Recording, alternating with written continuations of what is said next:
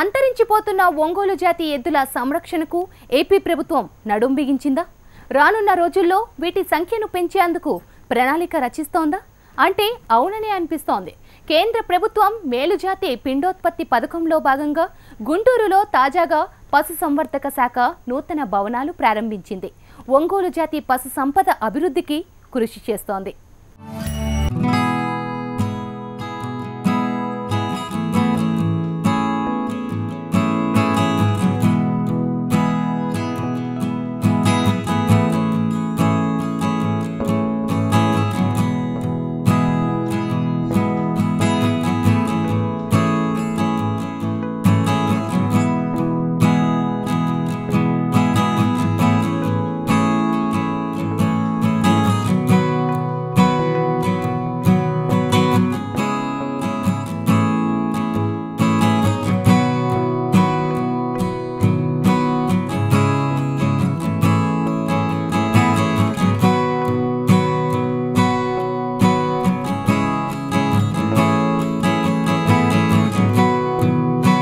మేలుజాతి పిండోత్పత్తి పథకంలో భాగంగా గుంటూరులోని లాంఫామ్ శ్రీ వెంకటేశ్వర పశు వైద్య విశ్వవిద్యాలయం పశు పరిశోధనా స్థానంలో పిండోత్పత్తి జీవ సాంకేతిక శాస్త్ర ప్రయోగశాల ఘనీకృత వీర్య ఉత్పత్తి కేంద్రం ఆంబూతుల నిలయాన్ని ప్రారంభించారు రాష్ట్ర పశుసంవర్ధక శాఖ మంత్రి ఆదినారాయణ రెడ్డి.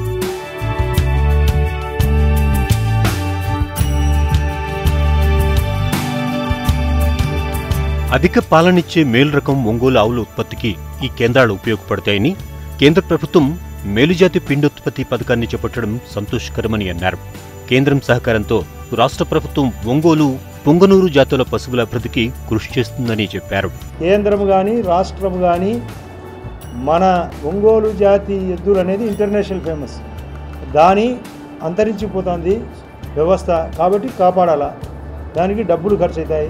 దానికి కేంద్రమే ఎక్కువ బాగా ముందుకు వచ్చి భారీ ఎత్తున నిధుల్లో భాగమే ఈరోజు 3 బిల్డింగులు, పాత బిల్డింగుల స్థానంలో కొత్త బిల్డింగ్. మేమందరం ఇక్కడికి వచ్చాం. మేము కూడా సహాయ సహకారాలు ఎట్లా చేస్తే సైంటిఫిక్గా ఉంటుందో, డబ్బులు ఖర్చు అయినప్పుడు ఎట్లా చేయాలి, వాళ్ళు నివేదిక ఇస్తే దానికి తగ్గట్టుగా మేము పనిచేస్తాం.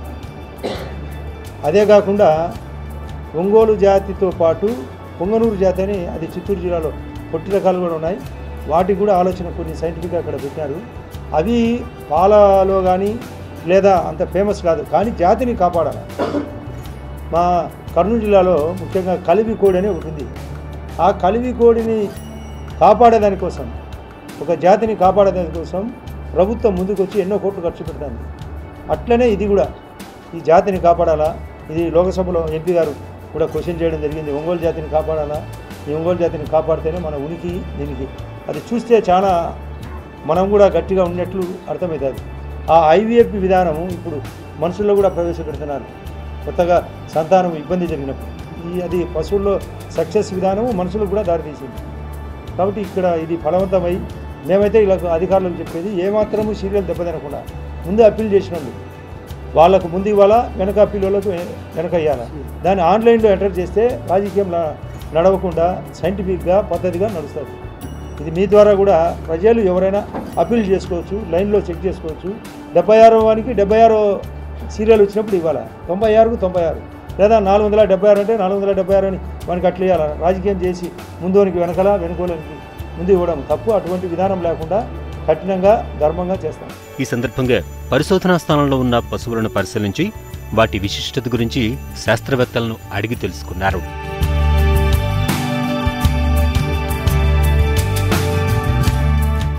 అపరాల సాగు కంటే పత్తి సాగే మేలనుకున్న రైతులకు చేదు అనుభవాలే ఎదురవుతున్నాయి.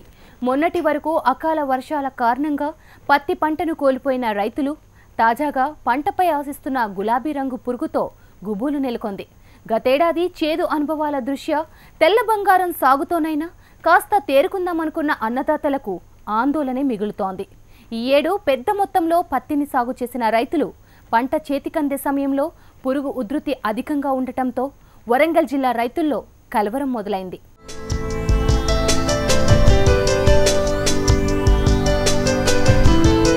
గత సంవత్సరం అపరాలు, మిర్చి సాగుతూ నష్టపోయిన అన్నదాతలు ఈ ఏడు తెల్ల బంగారం సాగు వైపు మొగ్గు చూపారు. పత్తి సాగుతో అయినా నష్టాల నుంచి బయటపడదామనుకున్న రైతులకు ఇప్పుడు గులాబీ రంగు పురుగు కంటి మీద కునుకు లేకుండా చేస్తోంది. పంటపైన పురుగు ఉధృతి అధికంగా ఉండటంతో రైతులు ఆందోళన చెందుతున్నారు.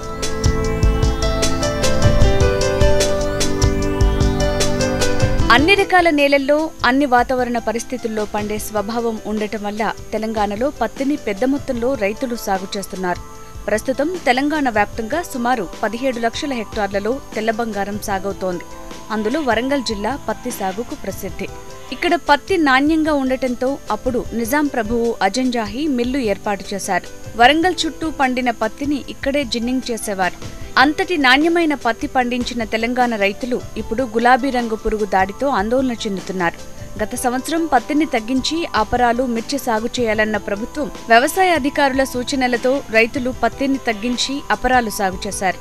అయితే మార్కెట్లో మిర్చి, కందులు, పెసర్లకు ఆశించినంత గిట్టుబాటు ధర లేకపోవడంతో రైతులు నష్టపోయారు. దీంతో ఈ సంవత్సరం 70% పత్తిని సాగు చేస్తున్నారు.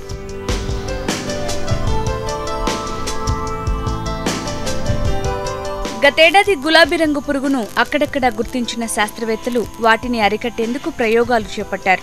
అయితే ప్రస్తుతం పత్తి విస్తీర్ణం గతంలో కంటే పెరగడంతో గులాబీ రంగు పురుగు ఎక్కువ మొత్తంలో ఆశించే అవకాశం ఉంటుందని రైతులు అంటున్నారు. వరంగల్ ఉమ్మడి జిల్లాలో సుమారు 7 లక్షల హెక్టార్లలో రైతులు పత్తిని సాగు చేశారు. ప్రస్తుతం పత్తి 45 నుంచి 55 రోజుల పూత దశలో ఉంది.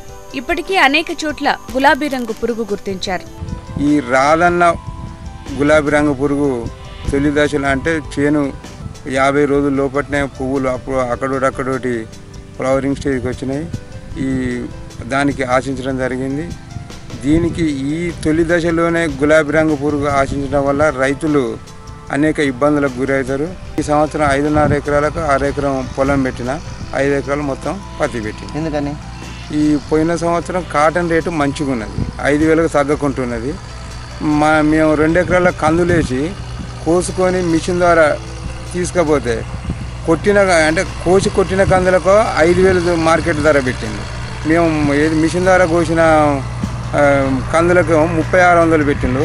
ఈ పత్తి కొను దీనికి తేడా చూసినట్టే పత్తి పంట 2 ఎకరాల లాభం ఉన్నది, 3 ఎకరాల లాభం వచ్చింది. ఈ 2 ఎకరాలలో కందేస్తే నాకు కూలు కూడా రాలే అసలు వాస్తవం. తనకున్న 5.5 ఎకరాల్లో పోయిన సంవత్సరం 2 ఎకరాల్లో పత్తి, 1 ఎకరం పసుపు, ఎకరం కంది సాగు చేశాడు దేవేందర్. ఈ ఏడు మాత్రం మొత్తం 5 ఎకరాల్లో పత్తినే సాగు చేస్తున్నాడు. కారణం పత్తికి మార్కెట్లో క్వింటాల్ 5,200 నుంచి 5,300 ధర పలకడమేనంటున్నాడు ఈ రైతు. అదే ఊపుతో ఈ సంవత్సరం పత్తి సాగు చేస్తే పంటకు గులాబీ రంగు పురుగు ఆశించి తీవ్ర ఇబ్బందులు ఎదుర్కొంటున్నామని రైతు చెప్తున్నాడు. కందొద్దనుకొని పత్తి వైపు మళ్ళీ తిరిగి మొత్తం 5 ఎకరాలు సాగు చేసిన ఇప్పుడు గులాబీ రంగు పురుగు ఆశించింది. దీనికి శాస్త్రవేత్తలు కానీ వ్యవసాయ అధికారులు కానీ రైతులకు అండదండగా ఉండి ఏ సమయంలో ఏది పిచికారి చేయాలని వారు పేపర్ స్టేట్మెంట్ ద్వారా రైతులకు మేల్కొల్పి మంచి మార్గాన్ని అవలంబించేటట్టు చేయాలని కోరుకుంటున్నాను. మార్కెట్లో అపరాలకు గిట్టుబాటు ధర లేకపోవడంతో మొత్తం పొలంలో పత్తినే సాగు చేశామని రైతు కోమల్ రెడ్డి చెప్తున్నాడు. పత్తిలో అయినా లాభాలను పొందుదామని ఆశించాడు ఈ రైతు. అయితే పంట పూతకొచ్చే దశలో గులాబీ రంగు పురుగు ఉధృతి పెరగడంతో రైతు ఆందోళన చెందుతున్నాడు. 6 ఎకరాలు కూడా కాటన్ వేసేసాం. వేసేస్తే ఇప్పుడు గులాబీ పురుగు బాగా అటాక్ చేస్తుంది. ఈ బీటీలో అంతకుముందు 2-3 సంవత్సరాలు రాలేదు. పోయిన సంవత్సరం కొంచెం వచ్చింది, ఈ సంవత్సరం ఇంకా బాగా ఎక్కువ వచ్చేస్తుంది. దానికి మరి ప్రత్యేక ఏముంటుంది, ఇప్పుడే కాటన్ ఇట్లా అవుతుందని మళ్ళీ ఆందోళన చేస్తున్నాం. ఇప్పుడు మార్కెట్ ధర లేక అట్లా పల్సర్స్ కందులలో అట్లా ఫెయిల్ అయిపోయినాము, దిగుబడి రాకుండా. ఇప్పుడు ఈ కాటన్లో కూడా మళ్ళీ అదే పరిస్థితి వస్తుందని ఆందోళన చెందుతున్నాము.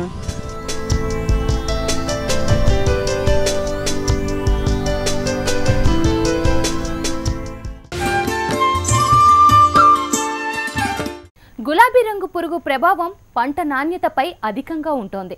నాణ్యత లేని పత్తికి మార్కెట్లో ధర రాదు. దీంతో రైతుల ఆందోళన రెట్టింపైంది.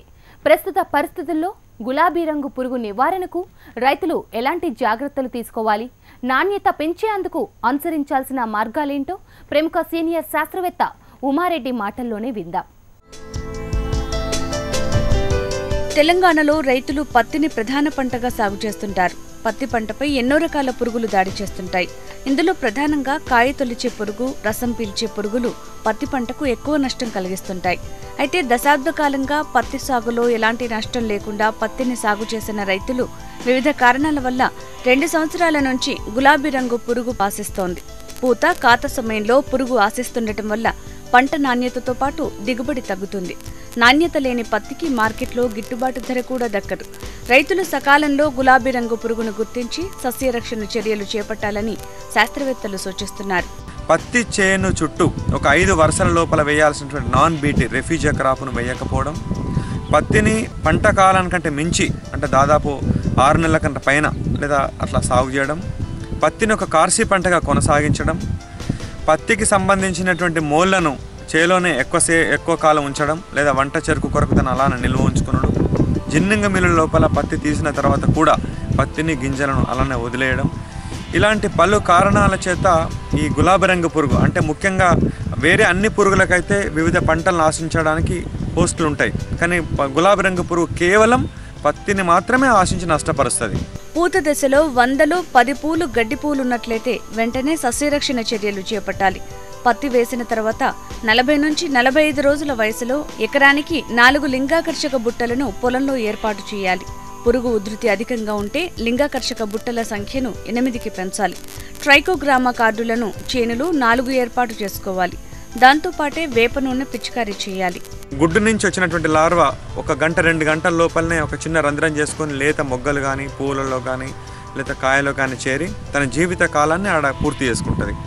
కాబట్టి ఈ పూలలో ఉండేటువంటి ఈ పరాగరేణులు, ఈ అండాశయం పూర్తిగా చెడిపోవడం చేత ఈ ఆకర్షణ పత్రాలు విప్పుకోకుండా అలానే ముడుచుకొని ఉంటాయి. దాన్ని మనం గుడ్డి పూలు అని అంటాం. అదే కాయ దశలో కనుక ఆశించినట్లయితే ఒకసారి కాయలోకి పోయిన తర్వాత తన జీవితకాలం మొత్తం కూడా కాయలను ఉండడం చేత అది కాయ పగిలేంత వరకు మనం దాన్ని గుర్తించడం వీలు కాదు. మనకి పగిలిన కాయలో కనుక చూసినట్లయితే మొదటగా కాయ పరిమాణం చాలా తక్కువ ఉంటుంది. తల ఉన్నటువంటి పత్తి అంతా కూడా తెలుపు రంగులో ఉండాల్సిన పత్తి మొత్తం రంగు మారిపోతుంది. కాబట్టి నాణ్యత లేని తక్కువ బరువు ఉన్నటువంటి పత్తిని మనం గమనిస్తాం. పత్తి వేసిన తర్వాత ఒక 40-45 రోజుల వయసు ఉన్నప్పుడు ఎకరానికి ఒక 4 లింగాకర్షణ బుట్టలు పెట్టాలి. ప్రతిరోజు ఒక 7 నుంచి 8 మగ తల్లి పురుగులు కనుక వరుసగా 3 రోజులు కనుక పడ్డట్టయితే అవి ఆర్థికంగా నష్టపరిచేటువంటి పరిమితి దాటుతున్నట్టు మనం గమనించి వెంటనే సస్యరక్షణ చర్యలు చేపట్టాలి.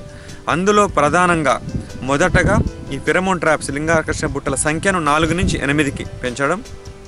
రెండోది ఈ ట్రైకోగ్రామా సంబంధించినటువంటి గుడ్డు పరాన్నజీవులకు సంబంధించినటువంటి కార్డ్స్ని, ట్రైకోగామా టీడియా బ్యాక్టీరీ అనేటువంటి గుడ్డు పరాన్నజీవిని సంబంధించినటువంటి కార్డ్స్ని ఎకరానికి ఒక 4 అమర్చుకోవడం.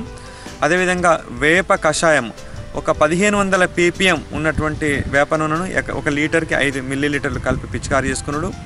దీని తర్వాత కూడా మనం ఉధృతి కనుక ఉన్నట్టు గమనించినట్టయితే వెంటనే 1 లీటర్ నీటికి 2 మిల్లీలీటర్ల క్వినాల్ఫాస్ కానీ లేదా 1.5 గ్రాముల థయోడికార్బ్ కానీ లేకపోతే 2 మిల్లీలీటర్ల ఈ ప్రొఫెనోఫాస్ కానీ లేకపోతే 2.5 మిల్లీలీటర్ల క్లోరిపైరపాస్ కానీ ఏదైనా ఒక మందు ద్రావణాన్ని పిచికారీ చేసుకోవాలి.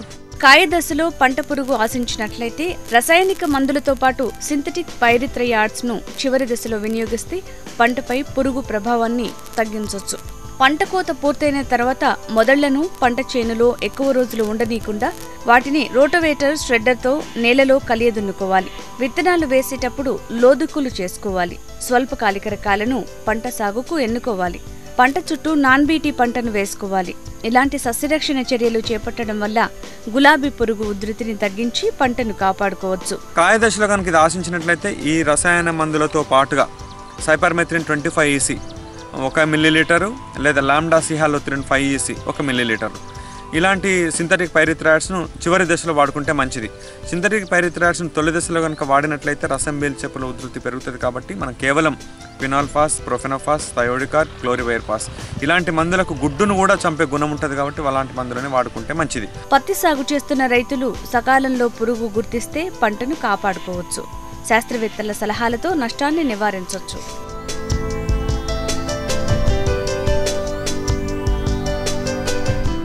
కొన్ని కోట్ల జీవరాశుల నివాస స్థలమే మట్టి. అలాంటి మట్టిలో విచక్షణారహితంగా రసాయనాలు ఉపయోగించడం వల్ల జీవరాశులు చనిపోయి నేలలు బండబారి నీటిని నిలుపుకునే శక్తిని కోల్పోవడంతో పాటు సేంద్రియ కర్బనం తగ్గి సూక్ష్మజీవులు ఉనికి ప్రశ్నార్థకంగా మారుతోంది. ఈ పరిస్థితుల్లో మన నేలలను కాపాడుకొని ఆరోగ్యకరమైన ఉత్పత్తులు పొందాల్సిన సమయం ఆసన్నమైంది. అందుకే రైతు నేస్తం ఫౌండేషన్ ప్రకృతి ఎరువులతో మట్టిలో పోషక విలువలను ఎలా పెంపొందించుకోవచ్చో, పంటలు సాగులో ప్రకృతి ఎరువుల వల్ల ఎలాంటి ప్రయోజనాలు పొందవచ్చో రైతులకు శిక్షణ తరగతులను నిర్వహించింది. వారిలో అవగాహన కల్పించింది. నేల స్వరూపం తెలియకుండానే పంటల సాగు చేపట్టడం, తరచూ చీడపీడల బెడద, తెగుళ్లు సోకడం ద్వారా రసాయన మందులను విరివిగా వాడే పరిస్థితి ఏర్పడుతోంది. దీంతో నేలలో సహజ పోషకాలు పోయి తన సారాన్ని కోల్పోతోంది. దిగుబడులు తగ్గి రైతులు అప్పుల పాలవుతున్నారు. నేలలో సహజ పోషకాలు లేకపోతే ఏ పంట వేసినా నష్టాలే తప్ప ఏమాత్రం ప్రయోజనం ఉండదు. అందుకే రైతులకు మట్టి విలువను తెలిపేందుకు రైతు నేస్తం ఫౌండేషన్ గుంటూరులో శిక్షణా తరగతులను నిర్వహించింది. ప్రకృతి వ్యవసాయ విధానాలపై శిక్షణ అందిస్తోంది.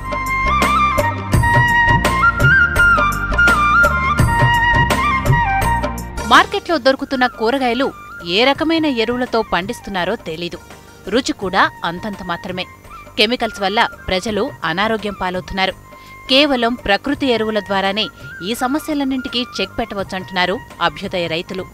రైతు నేస్తం ఫౌండేషన్ నిర్వహిస్తున్న ఈ శిక్షణా తరగతులు అందరికీ ఉపయోగకరంగా ఉంటుందంటున్నారు. మనం ఒక 4-5 సంవత్సరాలు కనుక ఇలా ఇది చేయటం మొదలెడితే మనకి కొంచెం కొందికి పంట పెరుగుతుంది. ఇప్పుడు ఆల్రెడీ మాకు ఈ సంవత్సరం భూమిలో వానపాములు కనపడటం అనేది జరిగింది. దాంతో మాకు చాలా హ్యాపీగా ఉంది. ఇక రాబోయే కాలంలో ఇంకో 2 సంవత్సరాలు కష్టపడితే మేము మంచి ఫలితాలు వస్తాయని ఆశిస్తున్నాం. అలాగే కొంత ఈ సంవత్సరం ఈ సేంద్రియ వ్యవసాయంలో యాంత్రీకరణ చేయటానికి కూడా మొదలెట్టాము. ఈ యాంత్రీకరణలో ఒక 7 ఎకరాలు వేసాము. బాగుంది. కంకి గాలి వెలుతురు తగిలి బాగా కొంచెం వరి కూడా బాగుంది. ఫలితం కూడా బాగుంటుందని ఆశిస్తున్నాం. రైతులు ఒకేసారి రాసాయనిక వ్యవసాయం నుంచి ప్రకృతి వ్యవసాయానికి మళ్లకుండా విడతల వారీగా ప్రకృతి సాగు వైపు మారగలిగితే మంచి ఫలితాలుంటాయని రైతు ఆంజనేయులు చెబుతున్నారు. ఒకేసారి రాసాయనిక వ్యవసాయం నుంచి ప్రకృతి వ్యవసాయంలోకి వచ్చేటట్టయితే ఈల్డింగ్ చాలా తగ్గిపోయే అవకాశం ఉంది. అలా కాకుండా రసాయనిక అంటే 2 బస్తాలు బలం మందు పెట్టి ఒక 1/2 టన్ను సేంద్రియ ఎరువు వేసి మరుసటి సంవత్సరం 1 బస్తా పెట్టి సేంద్రియ ఎరువు 1/2 టన్ను వేసి 3వ సంవత్సరం 4వ సంవత్సరం అసలు సేంద్రియ ఎరువు కూడా వేయకుండా ఆవు మూత్రం, ఆవు పేడ, జీవామృతంతో పంట పండిస్తున్నాం. చాలా ఈల్డింగ్ ఏం తగ్గలేదు. అట్లా కాకుండా ఒకేసారి రసాయనంగా మార్చినటువంటి భూమి కూడా ఉన్నది నా పొలంలోనే. అది మాత్రం ఈల్డింగ్ పూర్తిగా తగ్గిపోయింది. కాబట్టి ఒకేసారి మార్చకుండా ఎవరైనా సరే రైతులు ఎక్కువ మంది ఈ వ్యవసాయ ఖర్చులు తగ్గించుకొని ఈ రసాయనికం కానీ మరి పెస్టిసైడ్స్ కానీ ఇవన్నీ కూడా తగ్గించుకొని ఈ వ్యవసాయంలోకి రావడానికి చాలా ఇబ్బంది ఏమీ లేదు. అందరూ రావచ్చు. పాలేకర్ సాగు పద్ధతులతో ప్రకృతిని కాపాడటంతో పాటు పంట సాగు ఖర్చులను తగ్గించుకోవచ్చు. మొదటి 2 సంవత్సరాలు దిగుబడి తగ్గినా ఆ తర్వాత 2 సంవత్సరాల్లో మంచి దిగుబడొస్తుంది. రసాయనాల వల్ల సూక్ష్మజీవులు అంతరించిపోయి నేల సారాన్ని కోల్పోతోంది. పంట సాగులో రసాయనాలను పూర్తిగా నిషేధించాల్సిన అవసరం ఎంతైనా ఉంది. ఒకే ఆవుతో 30 ఎకరాలు సాగు చేయటం అసాధ్యమేమీ కాదు. జీవామృతం, ఘనజీవామృతంతో పంట పొలాలు సారవంతమవుతాయంటున్నారు రైతులు. భూమిలో అన్ని రకాల పోషకాలున్నాయి కానీ అవి మొక్కకందే పరిస్థితి లేదు. అలాంటి పరిస్థితులు కల్పించాలంటే పంటలకు ప్రకృతి ఎరువులను అందించాలి. కొన్నటువంటి 4 ఆవులు తోటి నేను 25 ఎకరాలు చేయగలుగుతున్నాను. కాబట్టి మనం ఒకే ఆవు 30 ఎకరాలు సాగు చేయటం అనేది అసాధ్యమేం కాదు. సాగులో రైతు నష్టపోకుండా ఉండాలంటే ఎంత పండించామా కాదు, ఎంత మిగిలిచ్చామన్నది ప్రధానం. ఖర్చును తగ్గించుకొని పంట దిగుబడి తగ్గినా ఆదాయాన్ని పొందాలంటే ప్రకృతి వ్యవసాయం ద్వారానే సాధ్యమవుతుంది. రైతులు కూడా ప్రకృతి వ్యవసాయంపై అవగాహన పెంచుకొని ఆ దిశగా అడుగులు వేస్తారని ఆశిద్దాం.